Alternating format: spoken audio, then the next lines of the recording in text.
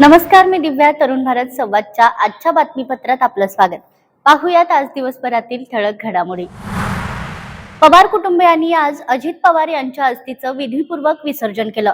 रक्षा विसर्जनासाठी पवार कुटुंब सोनेश्वर मंदिराच्या दिशेने रवाना झालं.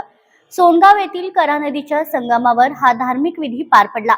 यावेळी खासदार सुप्रिया सुळे, सुनेत्रा पवार, श्रीनिवास पवार, पार्थ पवार, जय पवार, ऋतुराज पवार आणि युगेंद्र पवार हे सर्व रक्षा विसर्जनासाठी उपस्थित होते. कुटुंबियांच्या उपस्थितीत शांत व भावनिक वातावरणात हा विधी पार पडला. उपमुख्यमंत्री अजित पवार यांच्या आकस्मिक निधनामुळे रिक्त झालेल्या राष्ट्रवादी काँग्रेसच्या विधिमंडळ पक्षनेतेपदी शनिवारी त्यांच्या पत्नी खासदार सुनेत्रा पवार यांची निवड झाली. मी सुनेत्रा अजित पवार गांभीर्यपूर्वक प्रतिज्ञा करते की कायद्याद्वारे स्थापित झाले आहे अशा भारताच्या संविधानाबद्दल मी खरी श्रद्धा व निष्ठा बाळगीन. मी भारताची सार्वभौमता व एकात्मता उन्नत राखीन. मी महाराष्ट्र राज्याची उपमुख्यमंत्री म्हणून माझी कामे निष्ठापूर्वक व ससद विवेकबुद्धीने पार पाडेन आणि संविधान व कायदा यानुसार सर्व तऱ्हेच्या लोकांना मी गांभीर्यपणे व निपक्षपातीपणे तसेच कोणाच्याही विषयी ममत्वभाव किंवा आकस न बाळगता न्याय वागणूक देईन. ही निवड झाल्यानंतर लगेच सायंकाळी उपमुख्यमंत्री म्हणून त्यांचा राजभवनावर शपथविधी झाला. सुनेत्रा पवार या राज्यातील पहिला महिला उपमुख्यमंत्री ठरल्या.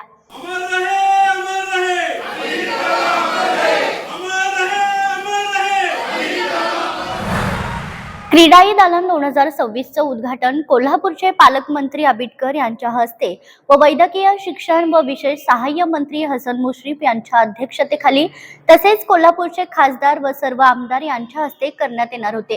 परंतु राज्याचे उपमुख्यमंत्री अजितदादा पवार यांच्या आकस्मिक अपघाती निधनामुळे हे उद्घाटन त्यांना श्रद्धांजली वाहण्यासाठी अगदी साधेपणाने करण्यात आले. बिऊर तालुका शिराळा येथील अमृतनगर येथे बिबट्याच्या हल्ल्यात 6 वर्षीय राजवीर हनुमंत पाटील याचा मृत्यू झाला. घटनेनंतर वनविभागाच्या दिरंगाईमुळे ग्रामस्थ आक्रमक झाले असून दोषी अधिकाऱ्यांवर तातडीने कारवाई व निलंबनाची मागणी करण्यात आली. वन विभाग म्हणून जे काही गोष्टी बिबट्याला पकडण्याच्या अनुषंगाने किंवा कारवाईच्या करण्याच्या अनुषंगाने जे काही गोष्टी आहेत त्याच्या अनुषंगाने मुवमेंट आपण सुरू केलेली आहे.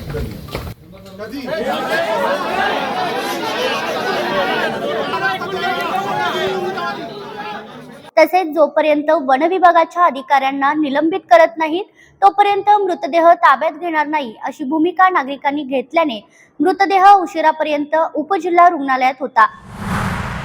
दसरा चौकातील राजश्री छत्रपती शाहू स्मारक भवनाच्या जुन्या सभागृहाच्या नूतनीकरणाला प्रारंभ झालाय. सभागृहातील सिलिंग, खुर्च्या आणि व्यासपीठाची रचनाही बदलण्यात येते. अंतर्गत रचना बदलतानाच प्रेक्षक गॅलरी प्रस्तावित आहे, त्याही कामाला सुरुवात झाली आहे. सार्वजनिक बांधकाम विभागाकडून नूतनीकरणाचे काम सुरू आहे. एकेकाळी ग्रामीण अर्थव्यवस्थेचा कणा असलेल्या बैलजोड्या आणि त्यांच्या खुरांचे संरक्षण करणारी पत्री मारण्याची कला आता दुर्मिळ होत चालली आहे. वाढते यांत्रिकीकरण आणि ट्रॅक्टरच्या वापरामुळे शेतातील बैलांचे अस्तित्व कमी होत असून पर्यायाने या व्यवसायावर अवलंबून असलेला लोहार काम करणारे आणि पत्री मारणारे कारागीर संकटात सापडलेत. चारा टंचाई आणि वाढत्या देखभालीच्या खर्चामुळे शेतकरी बैलजोड्या सांभाळण्याऐवजी त्या विकण्यावर भर देत आहेत.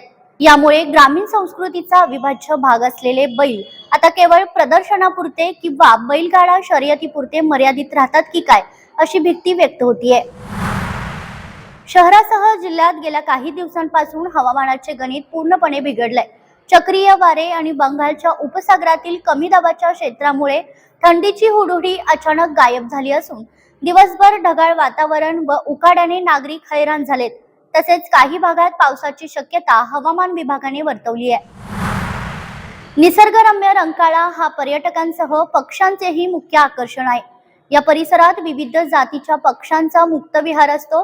विशेष म्हणजे परदेशी पक्ष्यांनाही या परिसराची भुरळ पडली आहे. विविध पक्ष्यांनी रंकाळ्याच्या संध्यामठ परिसरात हजेरी लावली, जणू काही त्यांची शाळाच भरली आहे असे भासत होते. तर या होत्या आजच्या ठळक घडामोडी. अधिक सविस्तर विश्लेषण, स्थानिक राजकारण आणि जिल्हाभरातील महत्त्वाच्या बातम्यांसाठी आजच तरुण भारत संवाद पेपर खरेदी करा आणि रोज न चुकता वाचा. अशाच नवनवीन घडामोडीसाठी पाहत रहा तरुण भारत कोल्हापूर. अशाच नवनवीन अपडेटसाठी पुन्हा भेटूया. तोपर्यंत नमस्कार.